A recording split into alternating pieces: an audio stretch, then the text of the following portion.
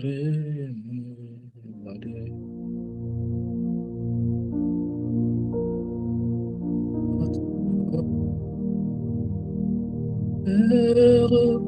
que jamais, n'oubliez pas. Oh, nous voulons, moi je veux, mon frère et ma soeur veulent.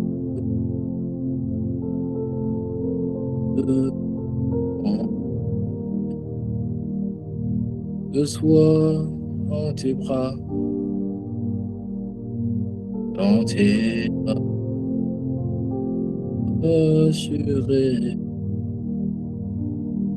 oublier et mon désir de mon cœur, c'est toi.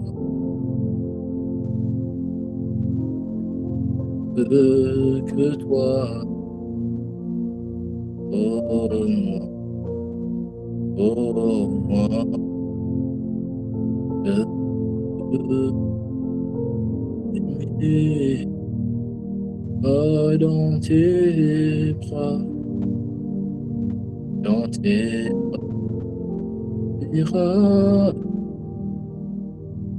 Saint-Esprit, montre-moi la voie. Moi, il me ramène, me ramène à toi.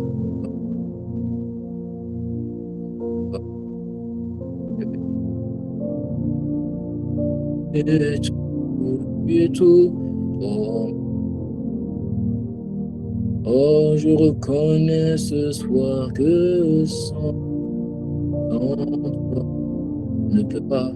J'ai déjà essayé, je n'ai pas réussi. J'ai essayé de vivre sans toi.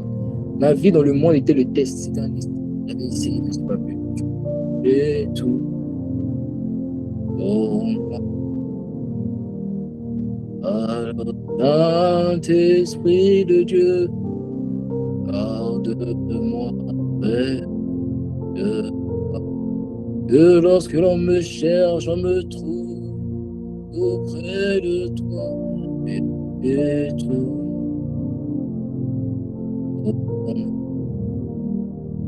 Alors ce soir, je veux reconnaître que en toi, je ne peux pas. Ah, déjà ici, je n'ai pas réussi. Et tout, et tout. Oh, alors, Saint-Esprit, quand près de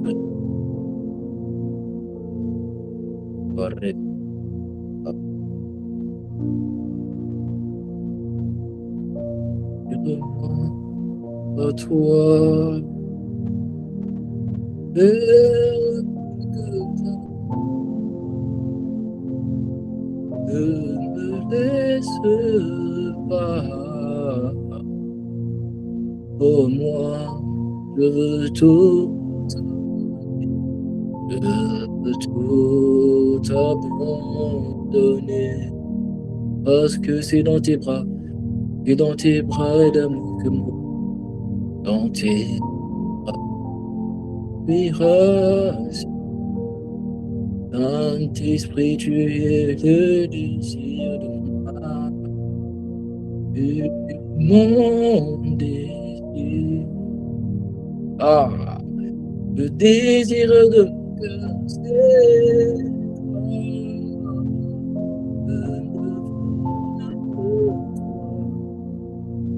Aujourd'hui et pour tous les jours de ma vie. Bien, c'est parce que si dans tes bras, je suis race. Alors montre-moi la voie, aussi l'étroite qu'elle soit. Montre-moi la voie qui mène à la vie. Me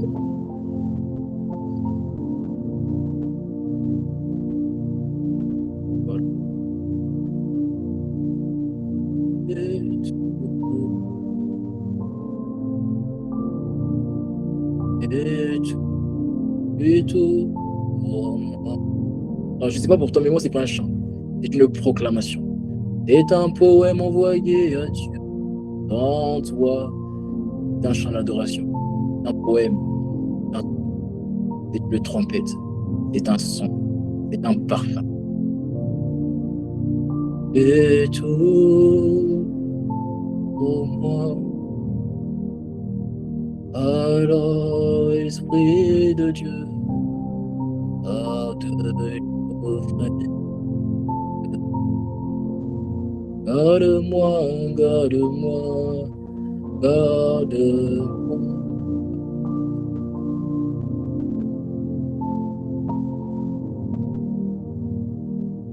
Parce que sans toi,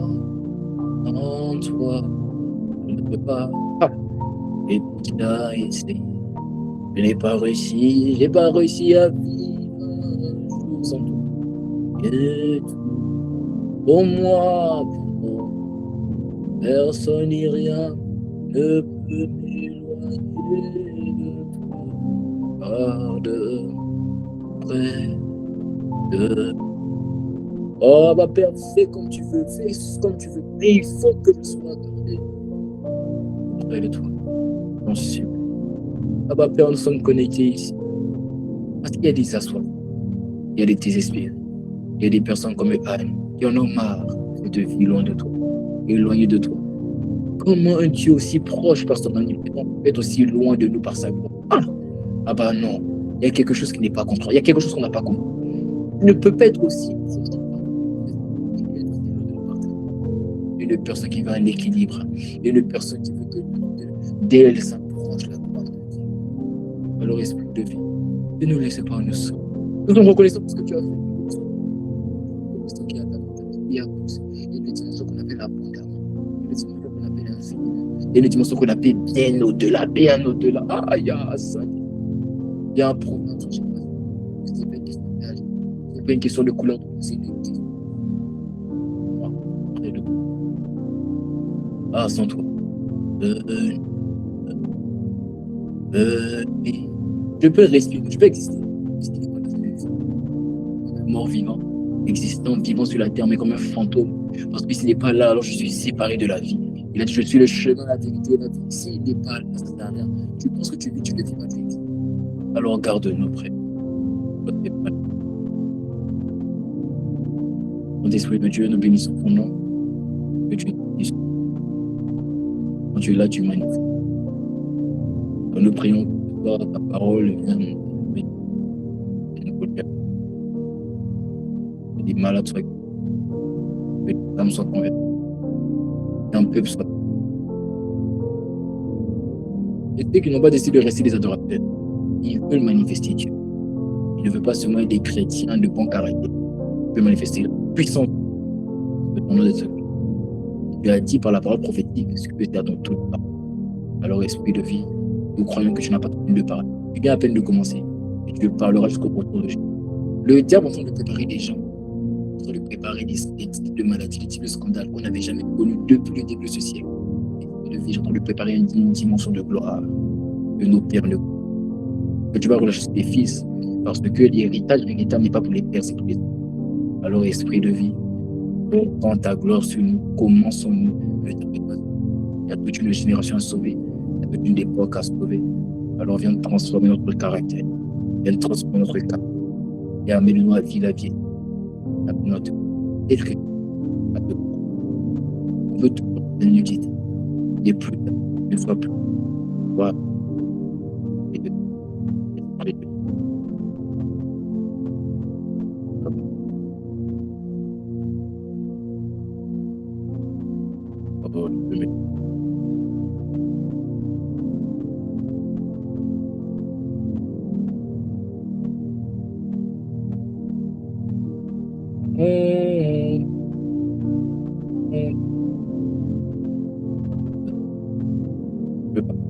C'est pas pourtant moi j'ai essayé de vivre sans lui. J'ai pas réussi. J'ai essayé. Aïe aïe aïe. Ça me rattrape tout. Pas beau essayer de vivre sans lui, ça te rattrape. Ah ça n'a rien. Parce que là ça dit où il rejoint ta femme. Jonas pensait qu'il s'éloignait, plus il s'éloignait, plus il se rapprochait. Plus tu t'éloignes, plus tu te rends compte que tu as encore besoin de lui. Donc plus tu t'éloignes, plus tu t'approches. Ça sert à rien. C'est un mystère. Il faut pas aller loin. Reste dans sa présence. Et que ce soit ce que tu as fait, que la culpabilité qui gangrène ton âme ne va pas loin. Reste prêt. Et comme tu n'as rien.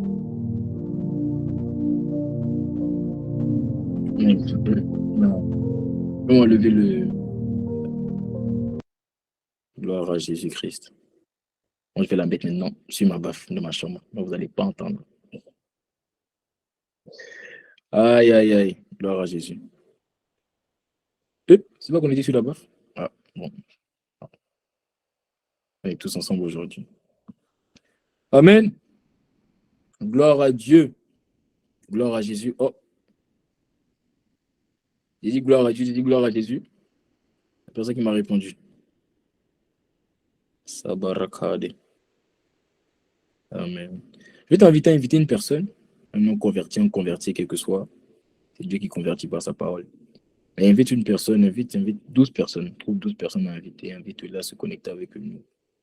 Et laisse Dieu venir parler à quelqu'un. Parce que Dieu veut parler à quelqu'un, je le crois. Je suis convaincu de ça. Tu ne peux pas me faire douter que cette parole que j'ai reçue là, Dieu n'a pas envie de parler à quelqu'un. Alors, invite une personne à se connecter avec nous, afin qu'elle soit édifiée à la parole de Dieu. Je pense que le message aujourd'hui va te plaire. Oui, ça va te plaire là, c'est pas. Ça va te plaire.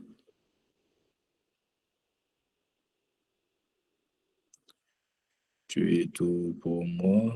Tu es tout. Merci Jésus. Amen. Tu es là, avec moi. Est-ce que tu es avec moi? Est-ce que tu es avec moi? Est-ce que tu es avec moi? Oh là là. Zeparakada. Amen. Bon, si tu es avec moi, mets ta caméra. Pour commencer. Alléluia. Gloire à Jésus-Christ. Gloire à Dieu. Merci Jésus. Amen. Alors la famille, j'espère que vous allez bien. Moi, ça va très bien par la grâce de Dieu. Donc vous savez, la semaine dernière, on n'a pas eu l'occasion, on n'a pas eu la grâce. On a bien voulu, mais comme Paul, lié par l'Esprit, on n'a pas pu. J'avais bien envie de prêcher la semaine dernière, mais je t'avoue que repoussé d'une heure, repoussé de 2 heures, repoussé de 3 heures, au moment où j'ai repoussé, on ne pouvait plus repousser.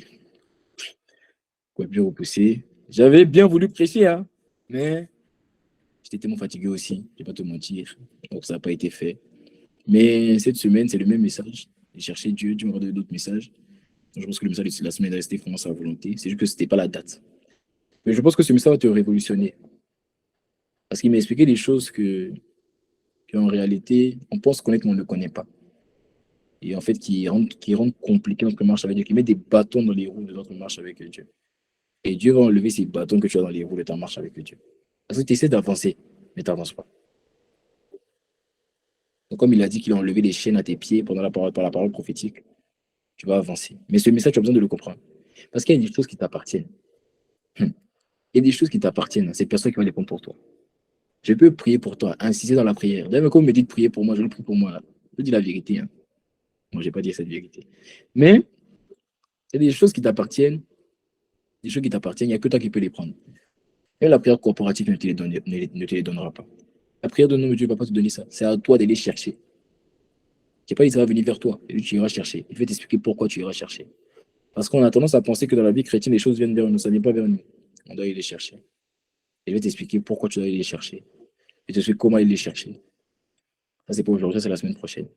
Mais en tout cas, le message d'aujourd'hui, c'est pour t'amener, parce que Dieu veut faire de toi ce qu'on appelle un gardien de secret. Vous savez, Dieu est rempli de facettes. Dieu est tellement rempli de secrets que vous savez comment les anges l'appellent. Les anges le décrivent comme saint. Vous savez pourquoi les anges disent qu'il est saint? Qui s'est déjà posé pourquoi on dit qu'il est, pourquoi les anges disent qu'il est saint? Quand tu lis la Bible, à aucun moment on dit les anges disent qu'il est sage, on ne dit pas qu'il est joyeux, on ne dit pas qu'il est humble, on dit qu'il est saint. Pourquoi? Le mot saint, c'est le mot agios, tu connais déjà.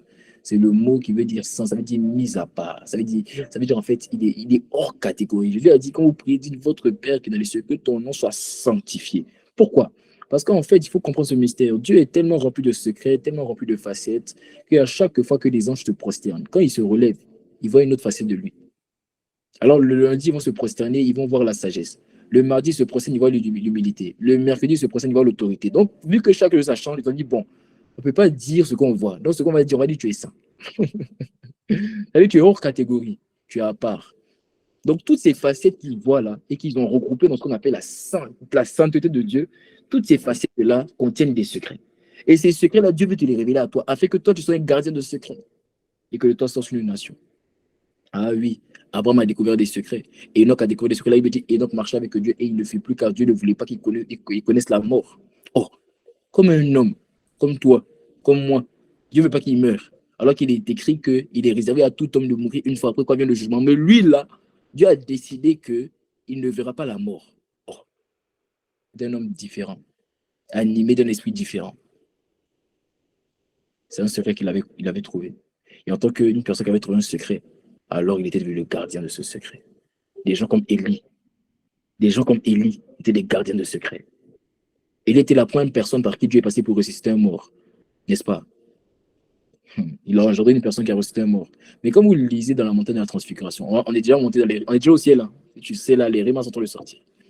Sur la montagne de la transfiguration, la Bible dit que Moïse et Élie sont venus parler à Jésus des choses qui devaient arriver où ça? À Jérusalem. À Jérusalem, qu'est-ce qui s'est passé là-bas? À Jérusalem, il y a un homme qui est ressuscité. Ça veut dire quoi? Élie avait découvert le secret de la résurrection au point où Jésus ne pouvait pas ressusciter sans que Élie lui montre comment faire. On va pas aller là-bas. Ce qu'on appelle des gardiens de secrets. Quand tu découvres des secrets avec Dieu, tu deviens ce qu'on appelle le gardien de secret. En soi, même Dieu ne peut pas agir tant que tu n'as pas donné l'autorisation parce que c'est toi qui es devenu le gardien. Ah, je prie que tu découvres des secrets. Quand tu découvres des secrets, tu te tiens à la porte. C'est à toi qui donne l'autorisation même à Dieu de rentrer ou de ne pas rentrer. Oh, il faut bien lire ta Bible. Hein. Elle me dit porte et linteau. Laissez entrer le roi de gloire. Qui a dit ça? C'est le prophète. Pourquoi c'est pas Dieu qui a dit? Le prophète doit dire aux portes de s'ouvrir avant que Dieu rentre. C'était pas un protocole. C'était qu'il était le gardien de la porte. Si lui, il ne demande pas au linteau de s'ouvrir, les linteaux ne s'ouvrent pas, même si c'est le roi de gloire. Parce que le roi de gloire confie des secrets. Il confie des clés. Ah, je peux que tu trouves des secrets. Voilà pourquoi il dit chercher. Il dit chercher. Ah, il dit chercher. Et Dieu continue de chercher. N'arrêtez pas. Et si vous voyez que vous cherchez, vous ne trouvez pas, il dit, OK, maintenant commencez à frapper. Frappe à la porte. Il faut qu'il l'ouvre. Quand il l'ouvre, il y a un secret qui t'est communiqué. Quand il te communique ce secret, tu deviens. C'est-à-dire que, en fait, c'est bientôt Dieu m'a parlé de ça. Dieu m'a montré qu'il y a une dimension où, en fait, il y a une dimension où Dieu ne peut pas faire sans toi parce que s'il fait sans toi, il est incomplet. Et Saint-Esprit, pourquoi tu m'envoies là-bas? C'est pas mon message. La Bible dit l'homme qui quittera son père et sa mère s'attachera à sa femme. Quand tu lis dans Genèse, la femme est quoi? Elle est la côte de Adam, n'est-ce pas? Ça veut dire que tant que Ève n'était pas sortie de la côte de Adam, Adam était incomplet. D'accord avec moi? Mais si Jésus est l'époux et que nous sommes l'épouse, il y a une dimension, si on n'est pas sorti de lui, si on n'a pas manifesté, il est incomplet. Donc il y a une dimension où tu as touché. Hein. En fait, il ne peut pas être le long de toi parce que s'il est le long de toi, c'est comme Adam qui est le long de Ève. Il est le long de sa côte. Il y a une dimension que tu ne connais pas, mais tu t'en vas là-bas. Il y a une dimension où tu deviens, où tu as tellement de valeur aux yeux de Dieu que Dieu ne peut pas te laisser aller quelque part. Parce qu'il te laisse, il est comme Adam sans sa côte. Il devient complet. Donc il y a des gens qui possèdent des secrets.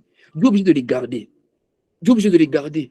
Parce que si Dieu les laisse aller, regardez David. David pêche. C'est David qui a péché. Il demande pardon à Dieu. Il dit, oh Dieu, tu sais à quel point je suis faible. Ne me retire pas ton Esprit Saint. Pendant que les autres sont en train de critiquer David. Oh oui, mais David, il a fait ça. Il a fait ça, il a fait ça. David, il est calme. Il demande pardon à Dieu. Un moment, quand Dieu dit, bon, c'est bon, David, je t'ai pardonné. Tu es en train de frapper maintenant, tous ceux qui ont critiqué David. Moi, on dit c'est David qui a péché, mais pourquoi Dieu frappe les autres? David est la côte. David est la côte. Si Dieu frappe David, Dieu est en train de se frapper lui-même. Parce que David a découvert le secret. Aïe, aïe, aïe. Vous n'avez pas compris. J'ai médité dessus. C'est pas mon message, mais c'est pourquoi l'esprit on va seulement. J'ai médité dessus. Vous savez, Dieu m'a montré que quand on dit un homme marche avec Dieu, vous savez c'est quoi? Ça veut dire que un homme a découvert quelque chose en Dieu que Dieu lui-même ne connaissait pas de lui. Est-ce que je dois... Non, c'est bon, je vais fermer la parenthèse. C'est mieux à parler là-bas. Aïe, aïe, aïe. Regardez, Dieu, Dieu veut frapper Israël. Non. Dieu veut frapper Sodome et Gomorrhe. Et Abraham lui dit, mais toi, un Dieu juste, vas-tu faire périr le juste et l'injuste? Oh, Dieu ne savait pas qu'en tant que juste, il n'était pas censé faire périr le juste et l'injuste. Il ne savait pas. C'est Abraham qui lui a dit. C'était en lui, mais il ne savait pas. Il a fallu un homme pour lui révéler qui il était. C'est quelle dimension où un homme peut révéler à Dieu qui il était? En soi, Dieu te révèle ton identité, toi aussi tu as dû révéler son identité. Quand tu arrives à la dimension où tu es capable de faire la formation main dans la main pour Dieu, à cette dimension-là, tu deviens irremplaçable. Tu deviens irremplaçable. Il y a des secrets. Il y a des secrets qui t'appartiennent. Aussi des hommes tellement profonds. Ils ont découvert des secrets que même Dieu ne savait pas qu'il avait en eux. Dieu ne savait pas que lui-même il avait ça. Ce sont des hommes qui lui ont dit, tu sais, est-ce que tu sais que tu es comme ça? Tu dis, donc ça veut dire que si je perds Abraham, si je perds Moïse, si je perds David, je me suis perdu. Parce qu'ils ont découvert des choses que moi-même je ne connaissais pas.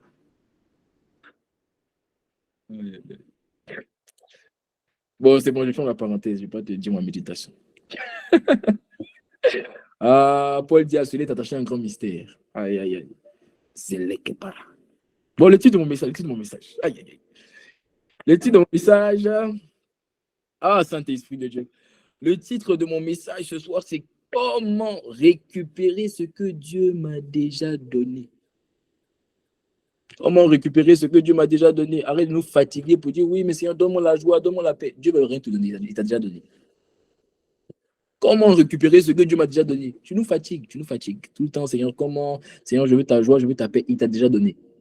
Le problème, c'est pas comment tu vas avoir. Le problème, c'est comment tu vas récupérer ce qui t'appartient déjà. Comment récupérer ce que Dieu m'a déjà donné? Tu veux qu'il te donne quoi d'autre? La joie que tu cherches, il t'a déjà donné. La paix que tu cherches, il t'a déjà donné. La ferveur, le zèle, l'amour pour Dieu que tu cherches. Il y a des personnes ici, vous êtes connectés au son de ma voix. Vous cherchez à être doux. Parce que vous sentez votre cœur endurci. Tout ce que vous allez recevoir comme parole, comme conseil, comme message, ça ne rentre pas. Ça rentre d'une oreille, ça sort de l'autre. Et vous savez que ce n'est pas bien. Vous n'aimez pas ça. Et tu veux récupérer un cœur sensible, un cœur flexible. Parce que tu en as marre d'être dur. Parce que tu es dur, parce que tu as été blessé par les hommes. Les hommes qui t'ont blessé, qui t'ont rendu dur comme ça. Et tu veux être sensible, parce que c'est ceux qui sont sensibles que Dieu est capable de manier entre ses mains. Mais comment récupérer ce cœur que Dieu t'a déjà donné? Où ça? À la croix. Il a dit tout est accompli. Quand il a dit tout est accompli, ça veut dire qu'il t'a tout donné. Il a tout donné à la croix. À la croix, il a tout dépouillé, il s'est dépouillé, il a tout laissé tomber de lui-même et il s'est donné lui-même à toi. Alors, vu que la Bible dit que toute plénitude habita en lui, ça veut dire que tout, il a donné à toi. Et il a pris tout ce que tu avais. Alors, comment je récupère ce que Dieu m'a déjà donné? Comme vous le savez, on est en plein dans notre série la course de ma vie. Actuellement, en train de parler de la personne qui va me permettre d'accomplir la course de ma vie.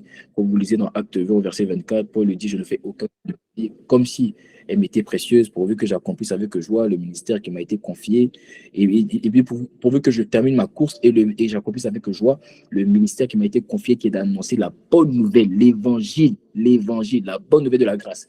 Et je t'ai expliqué, je t'ai dit, il y a 3 évangiles, il n'y a pas un seul évangile. Je t'ai expliqué, il y a 3 évangiles. Il y a ce qu'on appelle l'évangile de la grâce, l'évangile du royaume de Dieu. Il y a ce qu'on appelle l'évangile de Jésus-Christ. Là, il veut dire Jésus enseignant dans les synagogues, prêcher la bonne nouvelle du royaume. Prêcher quoi? La bonne nouvelle du royaume. Ça, le mot bonne nouvelle, c'est le mot évangile. Il prêchait l'évangile du royaume. Dans Acte 20, verset 24, Paul dit, en plus avec joie, la bonne nouvelle, l'évangile de la grâce. Il y a ce qu'on appelle l'évangile de Jésus-Christ. Lorsque vous lisez encore les récits de Paul, vous verrez qu'il est écrit au sujet de Paul, il dit, j'ai été fait apôtre de l'évangile de Jésus-Christ. Donc l'évangile de la grâce et l'évangile du royaume, ce sont des évangiles qui sont mis ensemble dans ce qu'on appelle l'évangile de Jésus-Christ. Lorsqu'on parle de l'évangile de Jésus-Christ, on parle d'une bonne nouvelle où Jésus-Christ est mis au centre. C'est là qu'on utilise le terme christocentrique. Je n'ai pas le temps de vous expliquer aujourd'hui, je vous expliquerai c'est quoi l'évangile de la grâce, c'est quoi l'évangile du royaume, mais vous verrez en fait que beaucoup de choses qu'on ne comprend pas aujourd'hui dans l'évangile, beaucoup de choses que certaines personnes ne comprennent pas, c'est parce qu'ils n'ont pas compris l'évangile dans sa dimension de l'évangile de Christ. Par exemple, vous entendrez des personnes qui vont vous dire non, j'ai pas besoin de travailler sur la terre, c'est bon, de toute façon Jésus revient bientôt, frère, tu vas mourir pauvre. Tu vas mourir pauvre. Tu vois? Donc on a apprécié l'évangile, dit Jésus revient bientôt. Donc ils n'ont pas compris l'autre dimension. Parce que l'évangile de la grâce, c'est ça. L'évangile de la grâce, c'est Jésus revient bientôt, il t'a sauvé, tu as une héritage au ciel, gloire à Dieu. Et ça, on appelle l'évangile du royaume. L'évangile du royaume, pas de la domination. Il y a des gens qui te disent, j'ai pas besoin de travailler, Jésus revient bientôt. Eux, ils n'ont pas compris l'évangile du royaume. Maintenant, l'évangile du royaume aussi, c'est des personnes qui te disent, moi, j'ai besoin de travailler pour avoir. Je dois dominer sur la terre. Non, eux, ils ont oublié la notion de la grâce. Ils ont oublié que même si tu travailles, pas, Dieu aussi peut te bénir, dépendamment de la grâce. Parce que tout est grâce. Vous comprenez ou pas?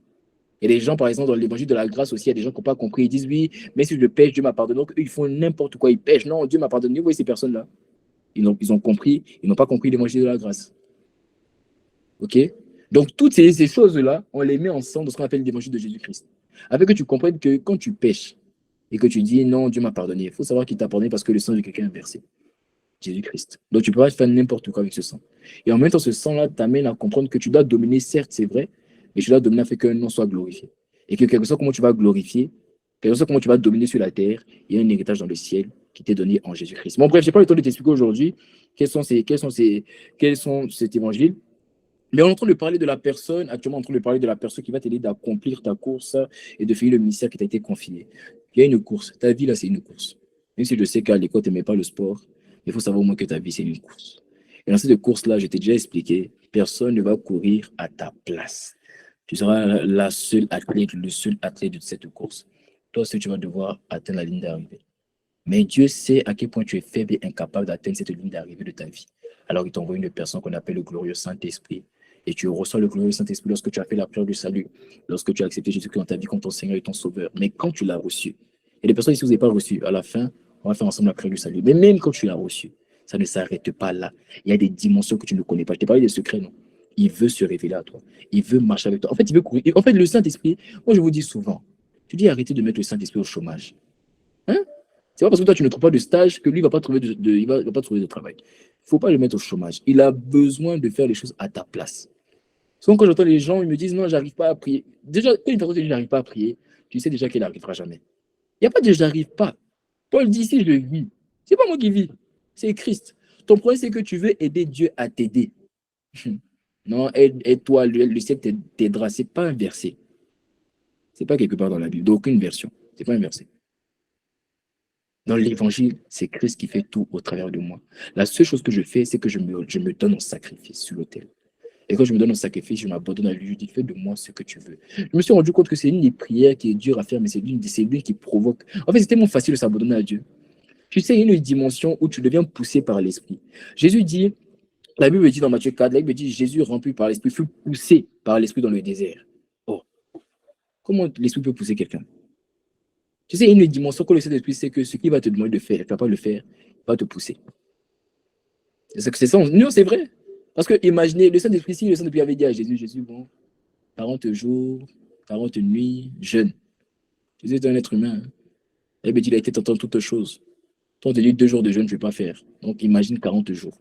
Donc, l'esprit est rentré dans la dimension de quoi? De pousser par l'esprit. Parce qu'il sait que là, il faut le pousser. Tu vois? Et il y a une dimension, c'est possible que Dieu te pousse. Mais cette dimension, elle ne vient pas comme ça. Elle vient quand tu dis à Dieu, ah bah Père, je t'en supplie.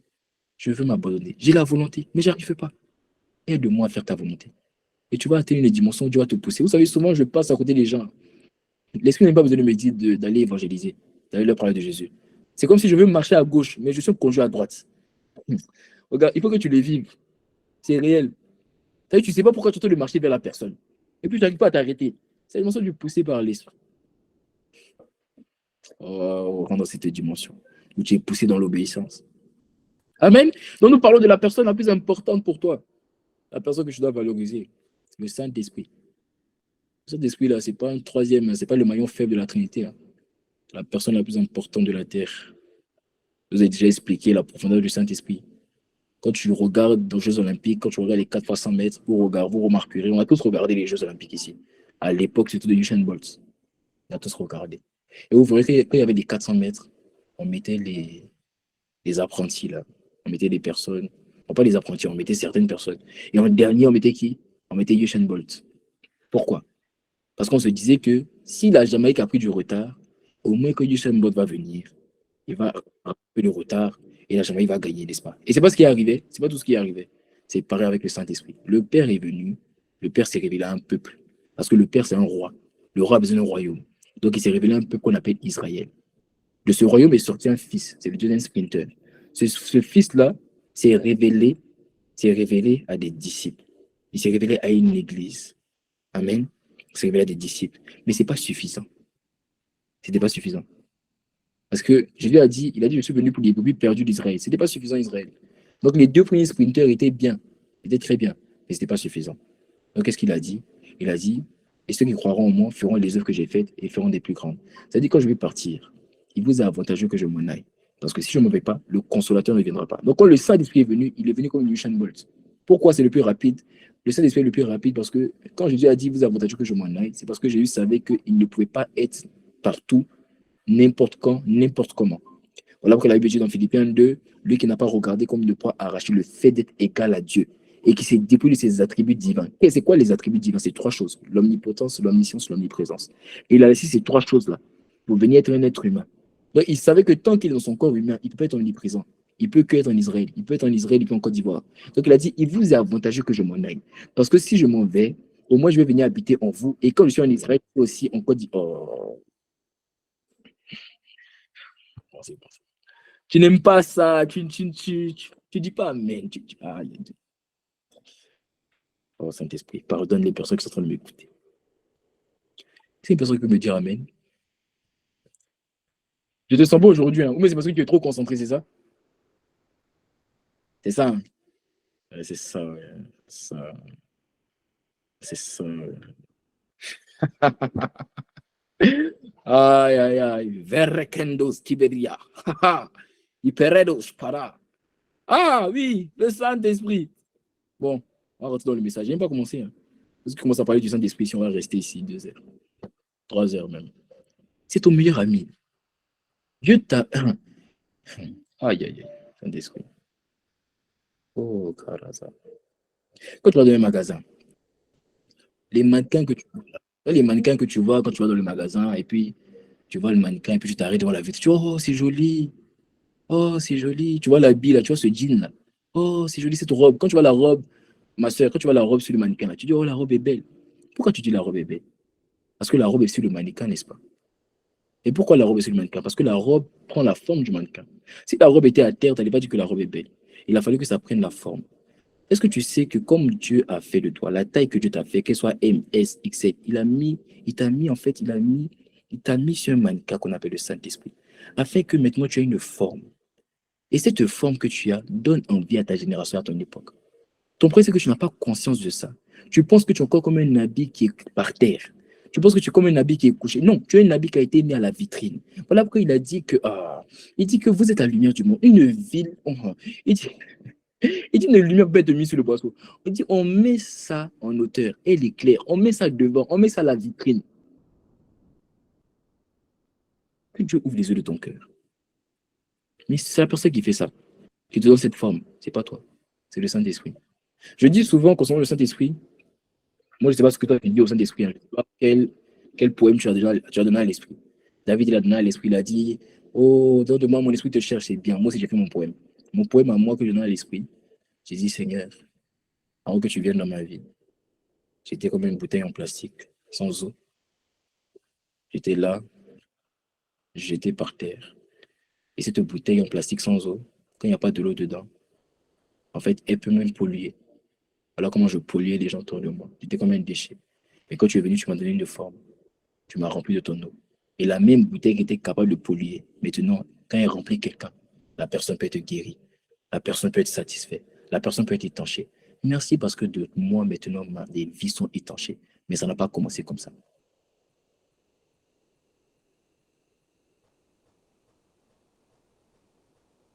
C'est le Saint-Esprit.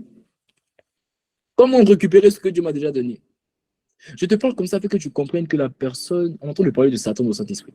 Je te parle comme ça fait que tu comprennes que tu as vraiment besoin de t'attendre à lui, hein. I swear to God. You need to wait upon him.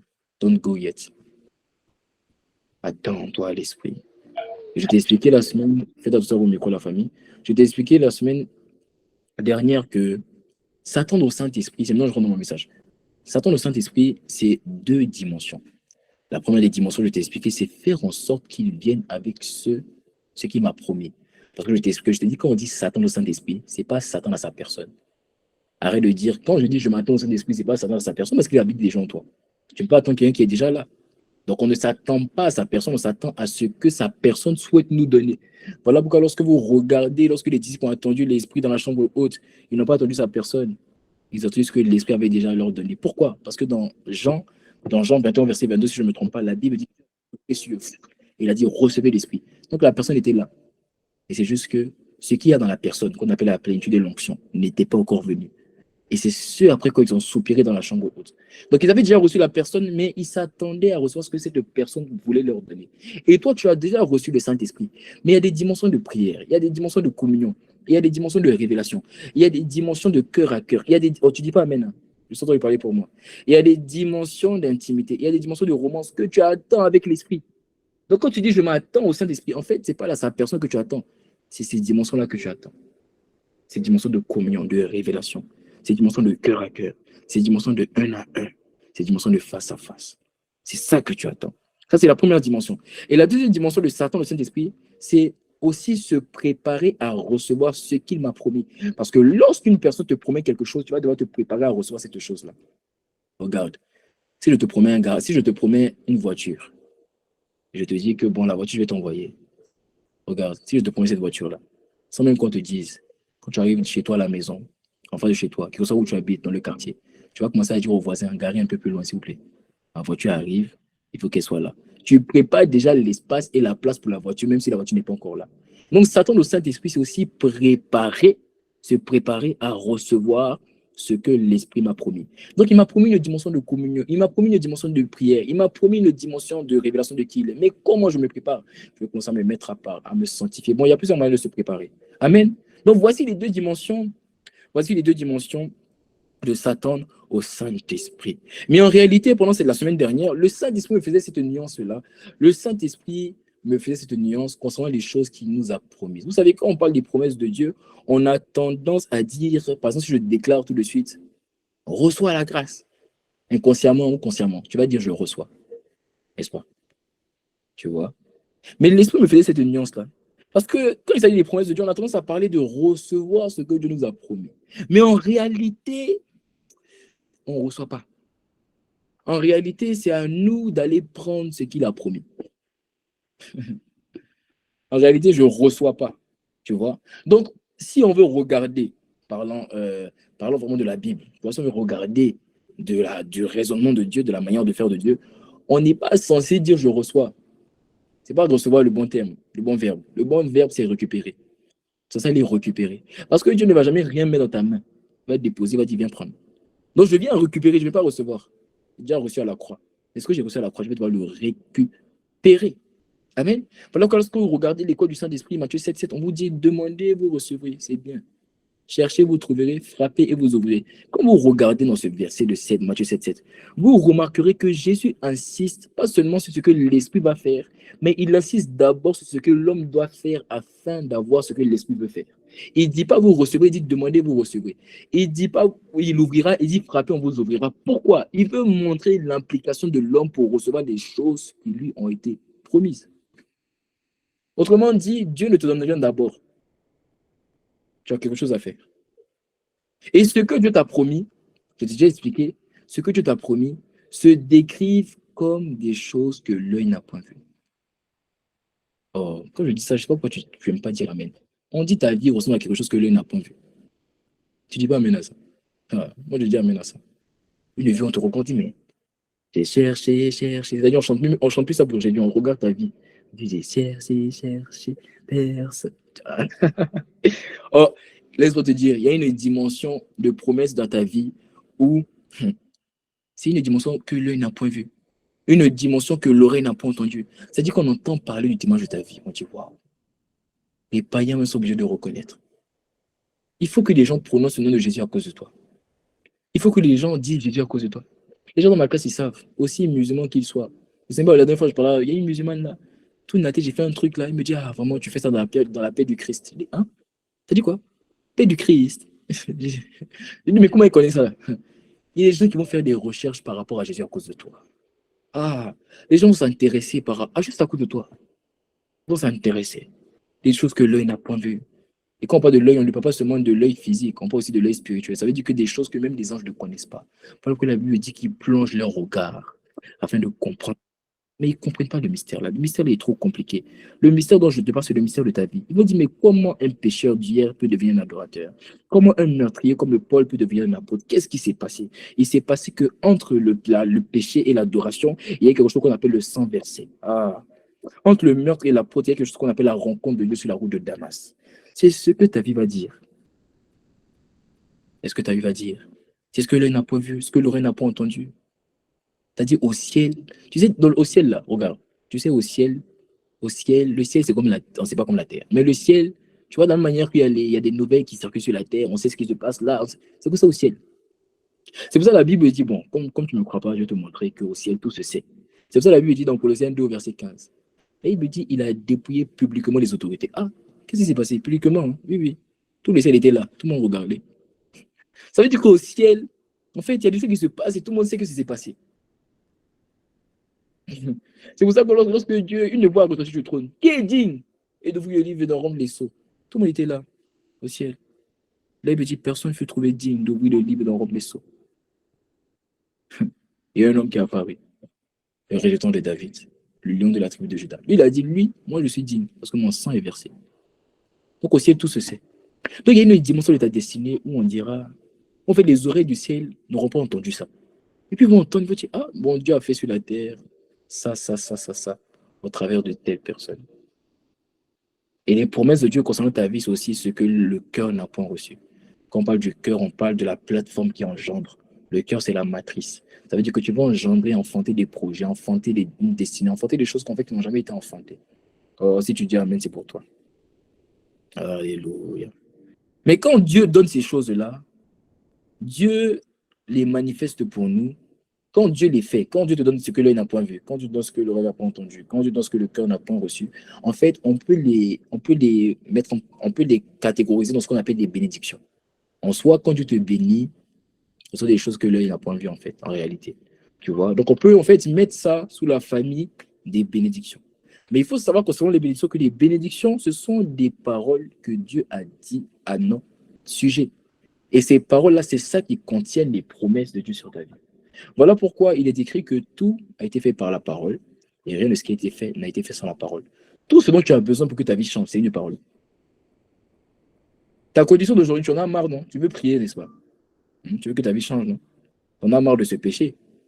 Tu veux changer de vie. Oh, il n'y a personne qui veut changer de vie ici. Moi, je veux changer de vie. Moi, je reconnais que je ne suis pas arrivé. Mais tu vois, tout ce qui te manque, c'est une parole. Just a word. C'est une parole. Cette parole, quand elle est relâchée sur toi, elle va prendre la forme d'une bénédiction. Les bénédictions là maintenant va soit aller dans ce que l'un n'a point vu, ce que l'oreille n'a point vu, ce qui n'est pas dans ton cœur de l'homme. C'est là maintenant que tu peux dire j'ai reçu ce que l'Esprit m'avait promis. Une parole. En fait, ce que c'est l'Esprit, il te faut seulement une parole pour devenir ce que Dieu a dit que tu dois devenir. Juste une parole. Et tu dois la chercher. Et ces paroles-là, ce sont des bénédictions en réalité. Maintenant, où est-ce que ces bénédictions sont? Je vais te le montrer. Éphésiens 1 au verset 3. La Bible dit, rapidement verset, là il me dit, béni soit le Dieu et le Père de notre Seigneur Jésus-Christ, qui nous a bénis de toute bénédiction spirituelle. Où ça? Dans les lieux célestes. Ce n'est pas dans la chambre de tes parents. La bénédiction n'est pas dans le portefeuille de ton papa. La bénédiction est dans les lieux célestes. La bénédiction n'est pas dans le bureau du directeur. La bénédiction n'est pas dans la main, dans le stylo qui va signer ce contrat. La bénédiction est où ça? Dans les lieux célestes. Ta bénédiction n'est pas dans l'ambassade. Ta bénédiction est dans les lieux célestes. Dans les lieux célestes. Tout ce que Dieu te réserve et me réserve, ce qu'on appelle les bénédictions, sous forme de paroles, se trouve où ça? Dans ce qu'on appelle les lieux célestes. Lorsqu'on parle des lieux célestes selon ce verset, c'est ce qu'on appelle le troisième ciel. Il faut savoir, pour la personne qui ne sait pas, je pense qu'ici, la plupart des personnes le savent, mais bon, il y a trois ciels. Le premier ciel, quand tu lèves la tête, ce que tu vois, c'est ce qu'on appelle le premier ciel. Il n'y a pas que ça comme ciel. Il y a un autre ciel après. Un autre ciel qu'on appelle le deuxième ciel, c'est là où siège le séjour des morts, c'est là où il y a les démons, bref, voilà, on ne parle pas d'eux. Maintenant, il y a le troisième ciel, là où siègent les anges. Et dans ce troisième ciel-là, il y a des dimensions, des dimensions, des dimensions, jusqu'au plus haut des cieux, là où siège Dieu. Dieu siège au plus haut des cieux et il siège dans une plateforme qu'on appelle la lumière. Voilà que la Bible dit qu'il habite dans une lumière inaccessible. Je ne vais pas t'expliquer aujourd'hui, ça ne sert à rien. Pas- je vais t'expliquer c'est quoi la maison de Dieu. Qui a envie de savoir c'est quoi la maison de Dieu, le Père? Pas le Fils. Hein. Le Fils est dans le troisième ciel. Mais il peut monter. Il peut monter dans la présence de Dieu. Comment? Par la présence de l'Esprit. Parce qu'on appelle l'Esprit des 80. Je n'ai pas le temps de t'expliquer. C'est un mystère. Et le Père, lui, il habite dans une plateforme qu'on appelle la lumière inaccessible. Et quand il sort de cette lumière inaccessible, il sort par une parole. Ah, Saint-Esprit, est-ce qu'on doit dire ça? Aïe, quand le Père est sorti pour venir habiter sur la terre, parce que le Père, en fait, il faut comprendre, quand on dit le Père et le Fils, ils ne comprennent pas. Le mot Père, là, c'est le mot Abba. Ça veut dire source. C'est pas papa. Amen. Voilà, c'est pas papa, toi tu appelles papa là, c'est pas ça, Abba. Donc quand les gens disent oui, mais Jésus n'est pas le fils de Dieu, on n'est pas en train de parler de toi et puis ton papa, non. On parle de quelqu'un qui est la ressource d'une source. Donc la source, la ressource est pareille que sa source. Donc le Père Abba, la source, habite dans un lieu inaccessible, une lumière inaccessible. Et quand il est venu sur la terre, il a pris la forme, en fait, il a pris sa forme en miniature, en fait, c'est ça, aussi simple que ça. Afin de pouvoir vivre avec les hommes pour ne pas les tuer. Parce que s'ils viennent dans sa prendre, il va les tuer. C'est tout ce qu'il a fait, en fait. Mais c'est la même personne, c'est juste que c'est la ressource de la source qui est sortie. Comme une entreprise, et puis qui fait une filiale ou quelque part. Tu vois ce que je veux dire, non? Voilà. Donc, je reviens sur mon raisonnement. Donc, Saint-Esprit, est-ce qu'on doit dire ça? Aïe. Donc, le Père qui est dans la lumière inaccessible, la Bible dit que la parole était avec Dieu, la parole était Dieu. Donc, le Père, lui, là, en fait, sa forme, si tu veux savoir qu'est-ce qui compose Dieu, Dieu est composé de paroles. Dieu n'a pas de forme physique. Il a un esprit composé de paroles. Donc, dans ces paroles-là habitaient au plus au-dessus d'une lumière inaccessible. Lorsque cette lumière inaccessible est sortie, et le parole qui est sorti, cette lumière inaccessible. Cette parole qui est sortie, là, c'est ça qu'on appelle Jésus-Christ. Maintenant, quand cette parole est sortie, elle a pris une autre forme. Parce que tout ce qui sort de la parole de Dieu prend une autre forme. Et quand il est sorti, Jésus, qui est la parole, a pris une autre forme. Vous savez, il a pris quelle forme? Il a dit quand il est venu, il dit, je ne suis plus la parole. Hein. Je ne suis pas seulement la parole. Je suis la vérité. Parce que la parole maintenant est manifestée en moi. Je suis la vérité. La parole que vous cherchez là, c'est moi. C'est moi, je suis vrai. C'est vrai que je suis la vérité. Si tu comprends ça, tu vas comprendre la Trinité. Les gens qui te disent non, comment il peut être le fils? Frère, c'est pas fils, papa. C'est fils, source, Abba. Tout ce que Dieu te réserve sont les bénédictions. Ainsi, nous, les êtres humains, qui sont au premier ciel, nous avons des bénédictions. Où ça? Dans les lieux célestes, au troisième ciel. C'est là-bas qu'on appelle les lieux célestes. Donc, toi et moi, on est au premier ciel. S'il s'agit de récupérer ce que Dieu nous a promis, qu'est-ce qu'on doit faire? Alors, il s'agirait de monter dans les lieux célestes et aller prendre ce que Dieu nous a promis et de revenir sur la terre afin de manifester ce que Dieu nous a dit. Donc, la parole qui va permettre à ce que ta vie change, elle n'est pas ici. Elle est au troisième ciel. Mais pour la voir, tu vas devoir monter. Parce que tu es au premier ciel. Tu comprends maintenant? Tu comprends? Donc, il y a beaucoup de choses qui ne t'arrivent pas. Pourquoi? Parce que tu n'es pas commenté. Parce que tu n'es pas commenté. Il y a tellement de choses que Dieu veut te dire. Vous savez, je suis en train de travailler sur un projet d'entreprise. Il y a longtemps de mettre en place une formation. Et on m'a posé la question, on m'a demandé, ah, mais c'est comment est la formation et tout. Mais j'avais rien reçu. Je leur ai dit, bon, attendez, j'arrive. Donnez-moi un jour. Il faut que je monte. Je monte à Sion. Quand je suis monté, j'ai reçu des sagesses. Hein. Et je n'ai jamais entendu ça. C'est comme s'il avait commencé à parler, c'est moi, il attendait. Aïe, aïe, aïe. Est-ce que tu comprends que Dieu est comme une fréquence radio qui ne fait que parler. Il veut juste que tu connectes. Quand tu vas connecter à la fréquence, tu vas voir qu'en fait, il parle sans cesse. C'est ce que la Bible dit que Dieu parle tantôt d'une manière, tantôt d'une autre. C'est pas qu'on parle tantôt, on ne parle pas seulement des manières, on parle de fréquence. Ça dit tout le temps. Donc, oui, c'est que tu es connecté à la fréquence. Alors, quand tu es connecté à la fréquence, tu verras que tu vas constamment recevoir des choses. Amen. Donc, nous devons monter. Nous devons monter. Et pour monter au troisième ciel, tu as besoin d'un visa. Et comme toute personne intelligente, connectée au son de ma voix, sait que les visas, on a ça dans les ambassades. Donc, ton visa pour monter au ciel se trouve dans une ambassade. Cette ambassade du ciel, là, sur la terre, c'est la personne du Saint-Esprit. Donc, si tu veux monter au ciel, tu as besoin de rentrer dans l'ambassade qui est le Saint-Esprit, qui s'appelle Christ. Et c'est le Saint-Esprit en toi qui va te connecter à ce troisième ciel où les bénédictions de Dieu pour ta vie sont. Donc, tu as déjà le visa. Le visa, c'était le salut.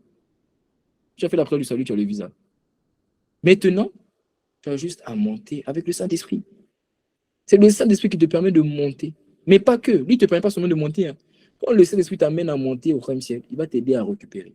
Si toi, tu ne sais pas comment on récupère. Et il va t'amener à ramener ce que tu auras récupéré sur la terre et t'aider à le manifester afin que le nom de Jésus soit glorifié. Donc, ce processus de récupération se fait en 3 étapes. Et c'est ce dont je vais parler aujourd'hui. Aujourd'hui, je ne vais pas te parler de comment on récupère. Hein. C'est la semaine prochaine. Mais je vais te parler des choses que tu ne connais pas. Ce processus de récupération se fait en 3 étapes. S'il s'agit d'aller récupérer au 3e ciel, alors que je suis au 1er ciel, ça veut dire que j'ai 3 choses à faire. La première chose que j'ai à faire, c'est de décoller. N'est-ce pas? C'est logique. Je suis au 1er, je vais au 3e ciel. J'ai décollé. J'ai déjà vu un avion qui va aller dans notre pays, il ne décolle pas, il roule au sol. Imaginez vous-même. Tu prends l'avion, tu payes ton billet d'avion, l'avion il commence à rouler depuis il décolle pas. Ça fait 15 minutes qu'il roule. On dit, mais il va où? Tu dois décoller. Donc la première étape, c'est le décollage. Deuxième étape, c'est la récupération. C'est-à-dire que je vais décoller, je vais arriver au 3e ciel. Arrivé au 3e ciel, je vais récupérer ce que je suis venu prendre. Et maintenant, 3e étape, c'est quoi? Du coup, logiquement, c'est l'atterrissage. Ah, j'aime bien, tu es connecté avec moi. Alors, le décollage, c'est quoi? Le décollage, c'est prendre l'avion du 1er ciel au 3e ciel. C'est aussi simple que ça. La récupération, c'est prendre ce qui m'a été promis au 3e ciel. Moi, j'arrive au 3e ciel, je vais prendre ce qui m'a été promis. Et je vais recevoir une parole. C'est ça qui t'a été promis, n'oublie pas. Parce qu'il te suffit juste une parole. Maintenant, une fois que j'ai reçu cette parole au 3e ciel, je vais faire quoi? Je vais atterrir. Ça veut dire que je vais revenir avec cette parole et je vais manifester cette parole au 1er ciel. Amen. Alors, maintenant, ce que je vais partager avec toi ce soir, c'est qu'il faut savoir qu'à chaque étape, des choses que je viens de citer là, à chaque étape de ce processus, il y a des situations, il y a des entités qui ont été mises en place par le diable. Il ne faut pas t'inquiéter. Le diable, là, il sait très bien. Il comprend très bien ce mystère. Donc, il y a des entités qui ont été mises en place par le diable pour t'empêcher d'aller plus loin dans le processus. Donc, il y a une entité qui a été mise en place pour ne pas que tu décolles. Si tu as réussi à décoller, il dit, il n'y a pas de problème. Il y a une autre qui a été mise en place pour pas que tu récupères. Si tu as réussi à récupérer, il dit, il n'y a pas de problème. Il y a une autre qui va essayer de t'empêcher d'atterrir. Mais quelles que soient ces entités-là, elles vont toutes échouer au nom de Jésus. Donc, il y a des entités qui ont été mises en place pour t'empêcher d'aller plus loin dans le processus. Ça veut dire que, en fait, il y a des entités qui vont vouloir empêcher ton décollage, ta récupération et ton atterrissage. Quelles sont ces entités-là? Je vais t'expliquer un mystère que tu n'as jamais compris. Parce que moi, je n'avais jamais compris. Et l'Esprit me l'a révélé. Allons directement dans Philippiens 2 au verset 10. Regardez ce qu'il dit. Il dit, pour que au nom de Jésus, tout être s'agenouille dans les cieux, sur la terre et sous la terre. Ah, Jésus. Bon, sous la terre, là, il y a qui habite là-bas? Parce que les hommes habitent sur la terre. Dans les cieux aussi, qui habite là-bas? Il parlait des entités, il ne parlait pas des hommes. Quand il parlait des genoux qui fléchissaient, il parlait de 3 catégories d'entités qui sont soit sur la terre, sous la terre ou dans les cieux. Et je vais t'expliquer. C'est pour ça que quand je lisais d'autres versions disent afin que, au nom de Jésus, tout ce qui peut se nommer dans les cieux, sur la terre et sous la terre. Ça veut dire entendre parler d'entités, entendre parler d'esprits qui ont des noms. Amen. Donc, ce sont des choses qui sont sous la terre, sur la terre et dans les cieux qui vont vouloir t'empêcher de soit décoller, récupérer, atterrir. D'abord, on va parler de ce qui peut se nommer sur la terre. Les choses qui peuvent se nommer sur la terre, je vais t'expliquer c'est quoi, mais il faut savoir que ce sont ces choses-là qui vont, ce sont ces entités-là qui veulent empêcher ton décollage. Les entités qui sont sur la terre, c'est eux qui veulent empêcher ton décollage. Quelles sont ces choses qui sont sur la terre? Lorsqu'il parle ici des choses sur la terre, il est en train de parler des choses qui sont dans le monde. Dans le monde. Et il y a des choses dans le monde qui ont été mises en place par le diable pour empêcher les hommes de monter, aller récupérer ce que Dieu leur a promis. Il y a des choses dans ce monde-là, dans ce monde, qui ont été mises en place afin que jamais tu ne décolles pour aller chercher ce que Dieu t'a promis. Et ces choses-là, on peut les voir dans Marc 4, au verset 19, verset va s'afficher. Regardez ce qui est écrit. Il est écrit, mais qui ne porte pas de fruits parce qu'elle est étouffée. Regardez. Il dit parce qu'elle est étouffée, 1, par les soucis de ce monde. 2, l'attrait trompeur des richesses. Et 3, toutes sortes d'autres passions ou d'autres versions dites de convoitises qui pénètrent en eux. Donc, en fait, Jésus est en train d'expliquer ici que dans le monde, il y a 4 choses qui empêchent une personne de décoller. 4 choses. La première des choses, c'est les soucis du monde, les mauvaises nouvelles. Quand tu apprends qu'il y a une guerre par là, quand tu apprends qu'il y a une crise économique par là, quand tu apprends qu'il y a tel décret par là, ce sont ce qu'on appelle des soucis du monde. Ces soucis du monde-là vont venir, leur but, c'est venir d'étouffer ton esprit, afin que jamais tu ne puisses suivre les saints dans le décollage. Parce qu'une personne qui est étouffée n'a pas de souffle. Donc tu ne peux pas courir, tu ne peux pas décoller aussi. Donc les soucis du monde vont venir envoyer de l'inquiétude pour étouffer ton esprit. Ce qu'on appelle les soucis du monde, c'est les mauvaises nouvelles. Et ce n'est pas seulement des mauvaises nouvelles globales, hein, mais dans ta famille. Tout ça, c'est les soucis du monde. Un proche est décédé. Le père, je parlais avec une de mes filles, elle me disait que oui, avant tout allait bien. Maintenant, le père a perdu le travail, ça ne va plus. J'ai dit, ah, c'est vrai ça. C'est tout ton problème qui est là. Hein. Le père qui a perdu le brother. Elle dit, mais avant, on vivait bien. Je dis, oui. Et alors? Après, on n'a pas compris que derrière ça, le diable veut étouffer son esprit. Parce que même si ton père ne travaille pas, ce que j'essaie de t'expliquer, hein, tout ce dont tu as besoin, c'est juste de parole. Même si les portes sont fermées, tout ce dont tu as besoin, c'est une parole. Et pour aller chercher cette parole-là, le diable va t'empêcher, il va étouffer. Comment il va te dire, moi, ta vie, maman ne travaille pas, papa ne travaille pas. C'est son but, étouffer ton esprit. Moi, j'ai décidé que quelle que soit ma vie, et si je perds mes proches, personne ne va étouffer mon esprit. Tu vas prendre soin. Il n'a pas le choix de toute façon. C'est lui qui est venu me sauver, non? Il va prendre soin de moi. Donc, les soucis du monde, première des choses. Deuxième des choses, c'est ce qu'on appelle les séductions des richesses. Lorsqu'on parle des séductions des richesses, on parle aussi de l'orgueil de la vie. Parce que quand on lisait encore d'autres versions qui vous parlent du monde, on vous dit le monde, c'est 3 choses. L'orgueil de la vie, la convoitise des yeux, la convoitise de la chair. Mais dans Marc 4, verset 19, Jésus explique pareil. Il est en train de dire aussi que dans le monde, il y a l'orgueil de la vie, il y a la convoitise des yeux, il y a la convoitise de la chair. Mais il rajoute quelque chose qu'on appelle le souci du monde.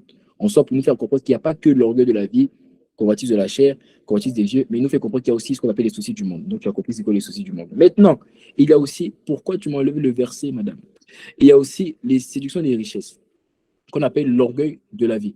L'orgueil de la vie, c'est tout simplement c'est croire que j'ai besoin de rien ou je peux tout avoir avec mes richesses. Quand il parle de l'attrait trompeur des richesses, c'est lorsque tu penses que tu n'as besoin de rien. Et quand tu penses que tu es capable de tout avoir avec tes richesses. C'est ça. C'est ça qu'on appelle l'attrait trompeur. Tu vois? Et c'est tellement subtil. C'est tellement subtil. Tu sais que même tu penses que parce que, par exemple, je prends un exemple à toi. Tu penses que parce que tu as 10 euros, tu es capable de payer quelque chose de 1 euro. Dieu dit c'est l'attrait trompeur. Tu sais pourquoi? Parce que tu te dis que le fait que tu aies les 10 euros sur toi te donne une capacité de payer quelque chose de 1 euro. Oui, en réalité, oui. Mais si tu te confies dans ces 10 euros pour avoir le truc de 1 euro, tu dis que tu n'as pas compris. Parce que tes 10 euros, ça n'est jamais arrivé que l'argent disparaît comme ça. Moi, j'ai l'impression que c'est des anges. Non, je rigole.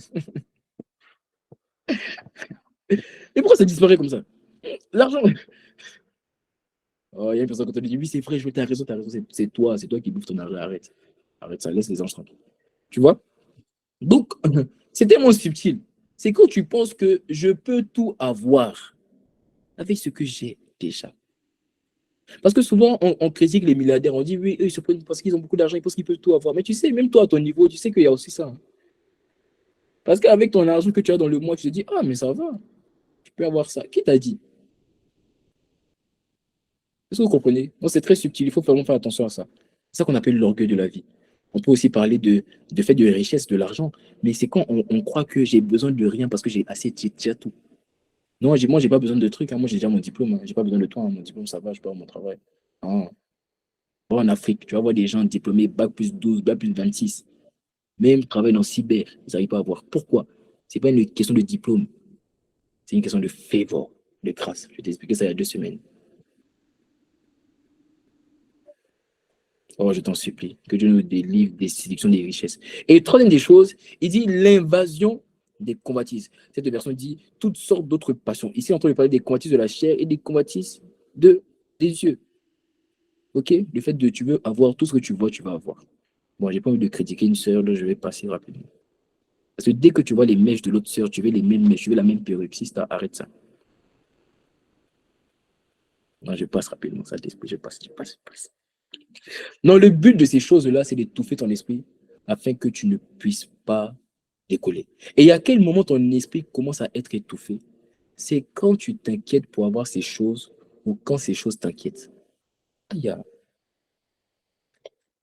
ça va taper quelqu'un. Dès que tu t'inquiètes pour avoir ces choses ou dès que ces choses t'inquiètent, tu as été étouffé. Bon, je vais pas dire que tu as été étouffé, sinon tu vas pleurer. Tu vas commencer à t'étouffer. Dès que les soucis du monde t'inquiètent, tu vas commencer à t'étouffer. Dès que le fait d'avoir des richesses commence à t'inquiéter, tu as été étouffé. Vous savez, quand Dieu veut bâtir la vie de quelqu'un, quand Dieu veut bâtir un serviteur, une servante, il va amener cette personne à vivre dans le manque. Paul dit, il dit, j'ai connu le manque, j'ai connu la disette. Mais il dit, qui ne séparera de l'amour de Dieu? Serait-ce le péril, la disette, le manque? Il dit, ça ne peut pas.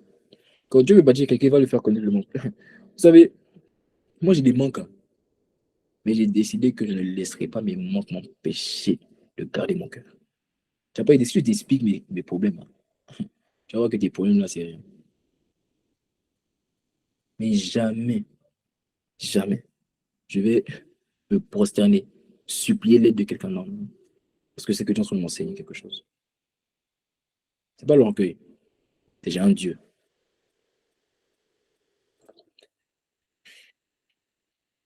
Donc ne t'inquiète pas pour avoir le diplôme, ne t'inquiète pas pour avoir le travail. Non, il te suffit une parole. Si tu t'inquiètes, tu es en train de t'étouffer, tu ne pourras pas monter. Dès lors qu'une guerre commence et que tu commences à t'inquiéter, tu es maintenu au sol. On dit embargo, l'avion ne peut pas décoller, les frontières sont fermées. Pourquoi? Tu vas commencer à t'inquiéter. Et tu sais comment on s'inquiète. C'est très facile de se montrer comment on s'inquiète. C'est très subtil. Par ta manière de penser et par ton langage. Oh, on est foutu. On est foutu comment? Comment on est foutu? On dit guerre en Palestine, on est foutu. Au fond, là-bas, là. Non, Poutine en Russie. Il est au fond. Toi, t'es foutu de quoi? Tu es ici, on est foutu. Tu t'inquiètes. Dès lors que tu dis je ne suis pas qualifié pour tel job, pour tel stage, parce que je n'ai pas les qualités, je n'ai pas les compétences, tu es étouffé. Parce que toi, c'est l'orgueil de la vie. Parce que tu penses que si tu avais des compétences, tu t'es qualifié. Même avec les compétences, ce n'est pas ça qui te qualifie. Ce qui te qualifie, c'est la grâce. Dès lors que tu convoites ce qui n'est pas à toi, ce qui est à une autre personne, tu es maintenu au sol. Parce que dès lors que tu convoites, ça veut dire que tes yeux sont fixés sur ce qui ne t'appartient pas, mais appartient à l'autre. Alors tu ne pourras pas aller chercher ce qui est à toi dans le ciel. Tu vas convoiter, chercher à voir ce qui est sur la terre, sur une autre personne, alors que tu t'as réservé quelque chose qui est à toi dans le ciel. Donc tu vois que tu es maintenu au sol. Et ces choses que je vous dis s'appliquent même pour les choses de Dieu. Quand tu convoites la vie de prière de quelqu'un d'autre, tu es maintenu. Toi, tu es là, tu convoites les 5 heures de prière d'une personne alors que Dieu veut te donner 7 heures. Ton point, c'est que tu n'es pas encore monté pour recevoir ta parole. Il ne faut pas convoiter ma vie de prière. Il ne faut pas convoiter ma vie de prière. Il ne faut pas convoiter la vie de Joël. Ne crois pas l'intimité de Joël. Cherche, il faut monter, il faut monter. Quand tu vas monter, tu vas voir que peut-être même tu t'as réservé plus. Hier, je priais pour une de mes filles. J'ai déclaré des paroles, mais je me suis assis à faire. J'ai dit, mais Saint-Esprit, c'est quoi ça? C'est passé quoi? Les paroles qui sont sorties là. J'ai dit, Dieu va faire plus au travers de toi, au travers que moi. C'est la volonté de Dieu. Ton point, c'est que tu veux avoir pour les autres. Voilà pourquoi tu es maintenu au sol. Et ces choses-là t'empêchent de décoller. Donc, les choses sur la terre t'empêchent de décoller. Maintenant, il y a ce qu'on appelle les choses. Est-ce que j'ai fini mon message aujourd'hui même? Saint-Esprit. Bon, on va finir. La personne qui est fatiguée, il s'en va, c'est son problème. On va rester là. Il y a une personne qui va être sauvée, transformée. Maintenant, il parle maintenant d'une autre chose. Il dit ce qui peut se nommer. Bon, moi, je suis cash. Hein. Une personne qui, la première fois, il se connaît, il dit, hé, lui là, je sais, pardonne-moi. Je vous demande merci. Voilà, voilà, ok. Hein? Deuxième des choses, deuxième catégorie, il parle de ce qui peut se nommer dans le ciel. Donc, supposons que maintenant, tu as pu décoller, rien ne t'a inquiété. Maintenant, deuxième combat, ce qui peut se nommer dans le ciel. Lorsqu'on parle de ce qui peut se nommer, on parle des choses qui, dans le ciel, ont pour but de t'empêcher de récupérer. Parce que tu peux décoller, arriver au troisième ciel, mais les choses que Dieu t'a données, tu peux ne pas les récupérer. Donc, ces choses-là vont t'empêcher de récupérer. C'est ça qu'on appelle ce qui peut se nommer dans le ciel. Et qu'est-ce qu'il y a dans le ciel, en l'occurrence dans le deuxième ciel, qui veut t'empêcher de récupérer ce que tu t'as promis? Cette chose-là, je n'ai pas envie de dire cette personne. Cette chose-là, ce qu'on appelle l'accusateur. L'accusateur est la personne, cette chose est la personne qui, dans le ciel, va vouloir t'empêcher de récupérer ce que Dieu t'a promis. Donc tu peux te décoller. Mais quand tu vas décoller, tu vas arriver dans ce qu'on appelle la cour de justice de Dieu. Et dans la cour de justice de Dieu, tu vas devoir recevoir ce que Dieu t'a donné en Jésus-Christ. Amen. Mais le diable va vouloir, et là c'est fort, parce que là ça va parler à quelqu'un, et les gens vont se mettre à pleurer, mais tu as besoin de te délivrer. Dans cette cour de justice, tu vas devoir recevoir des choses que Dieu t'a promises. Mais l'accusateur, qui est le diable, le serpent ancien, le méchant, l'adversaire, va vouloir t'empêcher de récupérer ce que Dieu t'a déjà promis en Jésus-Christ. Donc lui, son problème, lui, même si le sang est versé, ce n'est pas son problème. Lui, il s'en fout. Je sais pas, c'est quel type de créature ça? Bon, bref. Donc, il y a un accusateur dans le ciel qui est le diable. Lui, son but à lui, c'est de remettre en question toutes les bénédictions que Dieu veut te faire. Dès que Dieu dit, ma fille, reçois, le diable dit jamais. Il y avait tout le respect que je te dois, mon Altesse. Elle, là, elle ne peut pas. Objection, monsieur le juge. Je dis, mais objection pourquoi? Bon, j'ai pas eu parler d'un président africain pendant son jugement. Qu'est-ce qu'on a? On a vu des choses. Bon, j'ai fait ma parenthèse. Donc, il y a un accusateur qui est le diable. Donc, lui, il vient, il s'est pour dire objection. Objection. Donc, dès que tu souhaites récupérer quelque chose que Dieu t'a promis, qu'est-ce qu'il va faire? Il va en fait relâcher une accusation contre toi. Donc, l'objection du diable, c'est pas de dire objection seulement. Dès qu'il dit objection, il y a une accusation qui suit. Donc, qu'est-ce qu'il va faire? Donc, souvent, tu vas décoller, c'est-à-dire rien ne t'inquiéter. Tu arrives au ciel, mais tu as. Peut-être ça arrive à des personnes ici, je sais. C'est-à-dire que toi, il n'y a rien qui t'inquiète. C'est-à-dire tout ce qu'on a sur la terre là. Ne t'inquiète pas. C'est-à-dire les diplômes ne t'inquiète pas. Tu as compris que voilà, il y a plus que ça, quoi. Mais ton problème, c'est que tu as remarqué qu'il y a quand même des choses qui te résistent. Tu n'as pas remarqué? Tu as l'impression qu'il y a quand même des choses qui te bloquent. Il y a quand même des choses qui te résistent. Malgré qu'il n'y a rien qui t'inquiète, ça va, voilà, tu as conscience que Dieu est avec toi, mais il y a quand même des choses qui te résistent. Il y a une dimension de prière qui te résiste, une dimension de méditation qui te résiste. Pourquoi ça te résiste?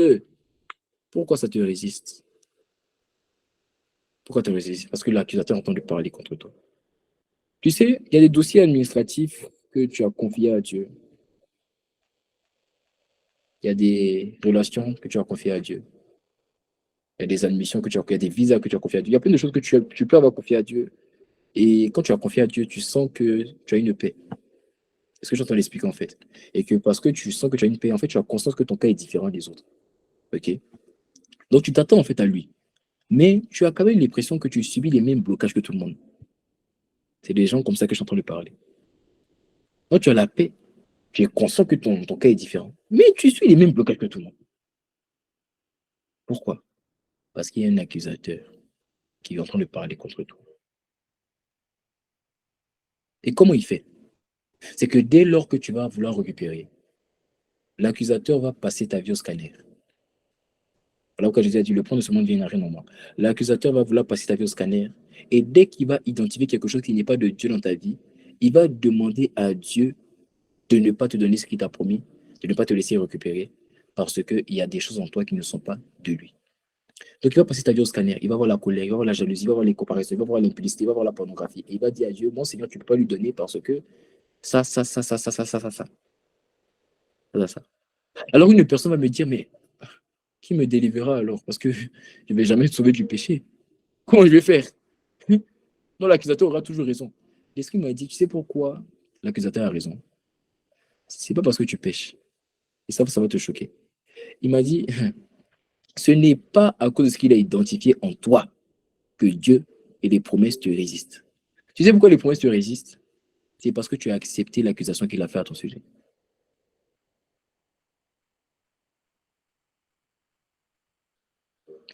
Ce n'est pas parce que il a identifié en toi la colère, le péché, que Dieu ne te donne pas ce qu'il t'a promis. C'est parce que tu as accepté que tu es jaloux. Tu as accepté que tu es colérique. Voilà pourquoi c'est bloqué. Et c'est très subtil. Mais il y a deux choses qui prouvent que tu as accepté. La première des choses, c'est la plus subtile. C'est le fait que tu justifies le fait que tu n'aies pas reçu les grâces de Dieu parce que tu as fauté. Dès que tu dis, ah, je sais, je comprends pourquoi ça m'arrive, c'est parce que la dernière fois j'ai fait ça. Dieu dit, c'est fini, tu as accepté l'accusation. Ah, au moins, tu vois, maintenant, quand tu vas parler, tu vas la taper ta bouche. J'entends trop les personnes qui me disent oui, mais je comprends, c'est parce que la dernière fois le matin, j'ai pas prié. C'est ça, un comédien, vraiment. Comédien. Hein? Non, c'est parce que j'ai pas prié. Non, c'est parce que la dernière fois, je suis tombé, frère. Et des gens comme nous, on est tombé dans le monde, on est tellement tombé. On pouvait tomber au moins 5 fois dans la journée. On tombait, on tombait. Ça ne m'empêchait pas de Dieu d'envoyer sa gloire quand on l'adorait. Pourquoi? Parce qu'on n'acceptait pas le verdict. Le nombre de fois j'ai lutté avec des femmes de nuit, je me réveillais. Moi, les femmes de nuit, là, je sais pas, bon, toi peut-être, je sais pas. Moi, les femmes de nuit à l'époque, moi, c'était pas femmes de nuit, c'était femmes de journée et de nuit. Parce qu'elles venaient même à 16h. Tu vois, c'est-à-dire, toi, ils viennent à 3h, 4h. Moi, c'était même à 16h, 17h, j'étais là. Donc, quand je me réveille de ma sieste comme ça, là, femme de nuit pendant la sieste. Et puis, je me réveille, je dis, tu as échoué. Tu t'es trompé. C'est pas ici. C'est le temps du Saint-Esprit. Je n'acceptais pas le verdict. Parce que dès que j'ai accepté, c'est fini.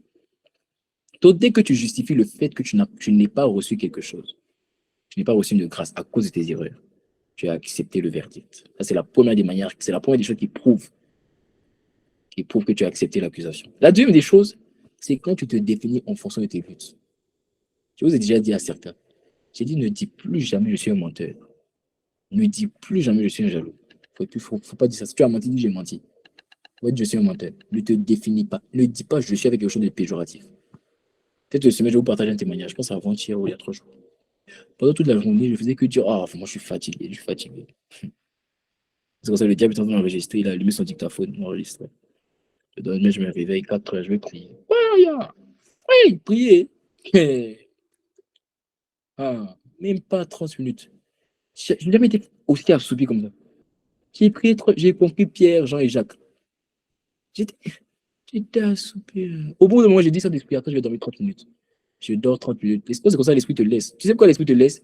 L'esprit te laisse dormir parce qu'il sait que tu as ouvert des portes. Vu que tu as ouvert des portes, c'est toi qui peux les fermer. Donc il ne parle pas. Donc quand tu dis dors, il va dire dors. C'est ça qui m'a laissé dormir. 30 minutes, je me réveille. Je veux commencer à prier encore. Ah, je lis ça depuis 1 heure, ça ne suffit pas. J'ai dormi 1 heure. Et quand j'ai fini de dormir, je me suis réveillé, j'ai lu ma vie au moins 45 minutes, je suis parti à l'école. Et bah, je voulais prier 3 heures. Mais j'avais tellement dit je suis fatigué que j'avais ouvert une porte. C'est quand je suis allé me laver que l'esprit m'a dit, il m'a dit, mais si tu es fatigué. Je dis jamais je suis fatigué. Dis, j'ai besoin de me reposer. Ah, j'ai donné mon rime à quelqu'un. Faut jamais dire je suis fatigué. Dis, j'ai besoin de me reposer, c'est tout. Si tu moi tu es fatigué, j'ai besoin de me reposer. Faut jamais dire je suis fatigué, dis pas ça. Tu as besoin d'ouvrir des portes. Donc quand tu te définis en fonction de tes luttes, tu viens d'accepter le verdict. Alors, si tu acceptes l'accusateur, tu seras empêché de récupérer ce qui t'appartient. Donc ça, c'est des choses qui peuvent se nommer dans le ciel. Troisième des choses, et je finis par là, les choses qui peuvent se nommer sous la terre. Alors, supposons qu'une personne a été capable de décoller, a été capable de récupérer. C'est pas fini. Il faut la troisième étape. La troisième étape, c'est venir sur la terre avec la parole que tu as reçue récupérer et que venir sur la terre et venir manifester ce que Dieu t'a dit. Donc, tu as été capable de récupérer. Maintenant, tu vas devoir atterrir. Amen. Tu vas devoir atterrir. Maintenant, il faut savoir que ce qui va t'empêcher d'atterrir avec la parole que tu as reçue, c'est ce qu'on appelle des choses qui sont sous la terre. Ce que Philippiens 2 appelle des choses qui sont sous la terre. Sous la terre. Donc, je t'ai expliqué les choses qui sont sur la terre, dans le ciel, nous on parle des choses qui sont sous la terre.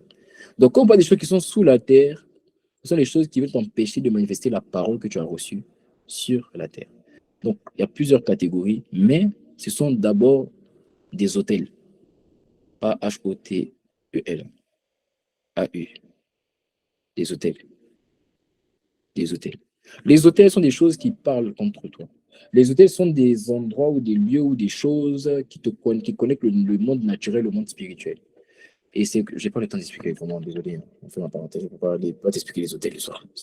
On va rester ici 1 heure. Donc, il y a les hôtels qui parlent. En tout cas, il faut savoir que quand tu vois que dans toute une famille, toutes les filles sont bloquées, tous les garçons sont bloqués, voilà, tout le monde divorce, tout le monde ne travaille pas, tout le monde échoue le bac, tout le monde a échoué le bac au moins 2 fois, tout ça, c'est des hôtels. Voilà, c'est des hôtels. Et ces hôtels sont érigés sous la terre, parce qu'il faut faire des sacrifices avec la terre. Ok?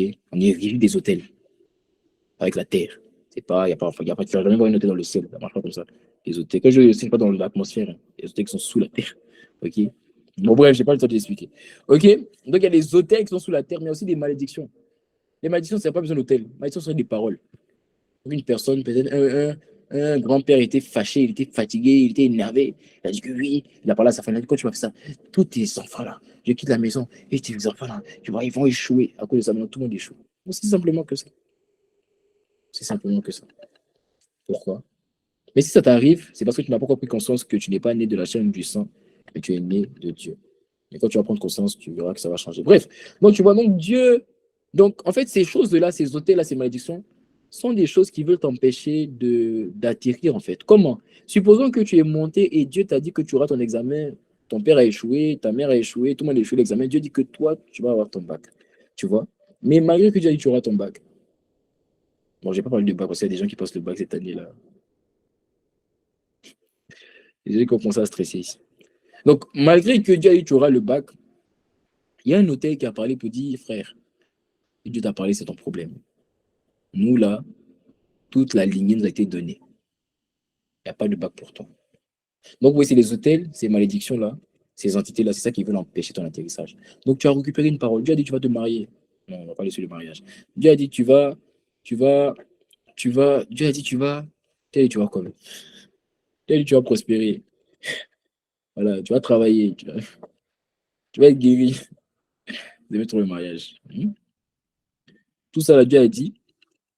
Et malgré que Dieu a parlé, j'ai l'impression que tu n'arrives pas à manifester ce que Dieu a dit. Parce que c'est les hôtels et des malédictions. Et ce sont ces choses-là qui veulent t'empêcher d'atterrir. Maintenant, comment est-ce que ça va t'empêcher d'atterrir? C'est lorsque tu auras peur de ces choses-là. Dès lors que tu as peur d'affronter l'examen, parce que tu te dis, mais dans ma famille, tout le monde a échoué, tu échoueras. Ce n'est pas une prophétie. Tu échoueras. Dès lors que tu dis, dans ma famille, tout le monde a divorcé, je vais divorcer. Tu divorceras. C'est ça que ça sent, c'est ça en fait. Et tu dis que tout le monde, personne n'a le travail. Tu chômageras. Tu comprends pas? Moi, c'est chômera. Hein. La personne qui se moque de moi, sache que j'ai un Dieu. Attention. Alléluia. Donc, les choses sur la terre t'empêcheront de décoller. Dès lors que tu t'inquiètes. Les choses dans le ciel t'empêcheront d'atteindre ce qui est à toi, de le récupérer. Dès lors que tu acceptes les accusations qui ont été dites contre toi. Et les choses sous la terre t'empêcheront de manifester ce que tu auras récupéré dès lors que tu as peur. La semaine prochaine, je vais te montrer, là je t'ai expliqué comment ça marche, comment le diable se sert pour t'empêcher. La semaine prochaine, je vais t'expliquer comment découler. Comment faire en sorte que je ne sois plus inquiété. Je vais aussi t'expliquer comment récupérer, même quand il y a des accusations. Et je vais t'expliquer comment manifester ce que Dieu a dit, quelles que soient les paroles qui ont parlé contre toi. Je n'ai pas envie de rater ça.